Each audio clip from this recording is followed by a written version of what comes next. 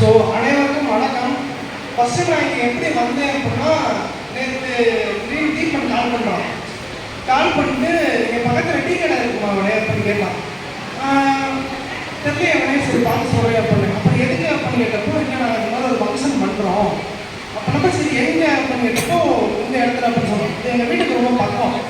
சரி ஓகே நாளைக்கு வரியா அப்படின்னு கேட்டப்போ, சரி ஓகே வரேன்டா நான் லீவில் தானே இருக்கேன் அப்படின்னப்போ ஃபஸ்ட்டு வந்தேன். சரி இந்த நைட்டு அவனை பார்த்து பேசுகிறப்பே ஒரு பேச்சுக்க சொன்னால் அப்பா வந்து ஒரு 3 நாள் தூக்கமே இல்லாமல் இருக்காங்கன்னா, ஏன் அப்படின்னா இந்த மாதிரி ஒரு ஃபங்க்ஷன் நடத்துகிறோம் அதனால் அப்படின்னு. ஸோ அதை வந்து நான் இங்கே வந்து பார்க்கணுன்னே எனக்கு தெரிஞ்சு. ஸோ ஒரு ஸ்பெக்டேட்டராக இருந்து பார்க்குறத விட அந்த இடத்துல நின்று நடத்துகிறப்போ அது எப்படி இருக்கும் அப்படின்னு. அடுத்து நான் சாரை வந்து அவர் ஸ்டேட்டஸ்லாம் நிறையா பார்த்துருக்கேன். ஸ்டேட்டஸில் பார்த்தீங்க அப்படின்னா ஒவ்வொரு நாளுமே ஏதாச்சும் ஒரு இடத்துக்கு போயிட்டு ஒரு சோசியலி நம்மளை இன்வால்வ் பண்ணிகிட்டே இருப்பாங்க. ஸோ அது வந்து நான் ஒரு பெரிய விஷயமா பார்க்குறேன். ஏன்னா இப்போ ஒரு இடத்துக்கு ட்ராவல் பண்ணுறோம் அப்படிங்கிறப்போ நம்மளால் டயர்டாயிடும். பட் ஒரு பர்சனுக்கு இதையே நம்மளோட வேலையை எடுத்து பார்க்குறாங்க அப்படிங்கிறப்போ அது வந்து ஒரு பெரிய விஷயம் அது. ஓகேவா? ஸோ இப்போது அடுத்து இன்னொன்று சொல்ல வந்தேன் என்ன அப்படின்னா, ஒரு ஃபேமிலியே இப்போது இதை பார்த்தப்போ ஒரு ஃபேமிலியே இதில் இன்வால்வ்டாக இருக்காங்க அப்படிங்கிறப்போ அது எனக்கு வந்து ரொம்ப ஒரு நல்ல ஒரு விஷயமா தோணுச்சு. ரெண்டாவது என்ன அப்படின்னா, இன்னைக்கு எல்லாருமே எத்தனை பேர் மம்முட்டி சார் எல்லாருக்கும் தெரியும், கேரளாக்கு அவர் நடித்த பேரன்பு அப்படிங்கிற படம் எத்தனை பேர் பார்த்துருக்கீங்கன்னு எனக்கு தெரியல. ஸோ அதில் பார்த்தீங்க அப்படின்னா ஒரு ஸ்பெஷல் சில்ட்ரனை வளர்க்குறப்போ அதில் எவ்வளோ ஒரு விஷயங்கள் இருக்குது அப்படிங்கிறத அந்த படத்தில் அவர் நல்லா சொல்லியிருப்பாரு. ஸோ ஒரு ஸ்பெஷல் சில்ட்ரன் அப்படிங்கிறப்ப சார் ஆல்ரெடி சொல்லிட்டாங்க அவங்க எப்படி இருப்பாங்க, அவங்க சிம்டம்ஸ் எப்படி இருக்கும், அவங்களோட கேரக்டர்ஸ்லாம்.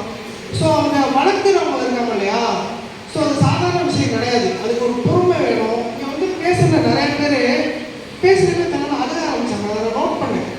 ஸோ அது என்னன்னா அவங்க அத்தனை நாளாக ஃபேஸ் பண்ண அந்த ஒரு ஸ்ட்ரகிள் தான், அவங்களோட அந்த வழி தான் அந்த கண்டிப்பாக வெளியே வந்திருக்குன்னு நான் நினைக்கிறேன். ஸோ படிக்கிறது வேறு விஷயம். ஒரு புக்கில் இருந்து ஒரு விஷயத்தை படிக்கிறத விட அதை நேரில் ஃபீல் பண்ணுறோம், அதை எக்ஸ்பீரியன்ஸ் பண்ணுறது. ஸோ அந்த விதத்தில் நீங்கள் எல்லாருமே எப்படின்னா ஒரு ரொம்ப பெருமைப்பட வேண்டிய விஷயம் இல்லைங்களா? ஸோ இப்போ நம்ம இங்கே உட்காந்துருக்கப்பே நிறைய பேர் போர் அடிச்சுட்டு ஃபோன் பண்ணுறதப்பெல்லாம் இருக்கும். ஆனால் ஒரு விஷயத்துக்கு எடுத்துக்கிட்டு இவ்வளோ தூரம் பண்ணுறீங்க இல்லையா? ஸோ நீங்கள் எல்லாம் உண்மையிலே பெருமைப்பட வேண்டிய விஷயங்கள்.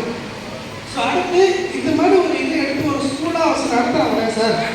ஸோ ரொம்பவே பெருமைப்பட விஷயம் சார். அடுத்து நான் சாரை பற்றி நான் கேள்விப்பட்டிருக்கேன். அதாவது என்னன்னா, ஒரு சம்திங் ஏதோ ஒரு நாள் நான் கிளினிக்கில் இருந்தப்போ ஒரு பேஷண்ட் வந்தாங்களா, எலி மருந்து சாப்பிட்டேன் அப்படின்னு.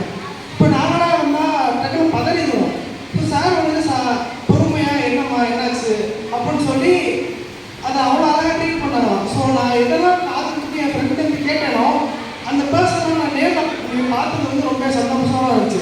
அடுத்து நான் அக்காவை பற்றி சொல்லி ஆகணும். ஒரு நாள் ஸ்டேட்டஸாக பார்த்தேன்.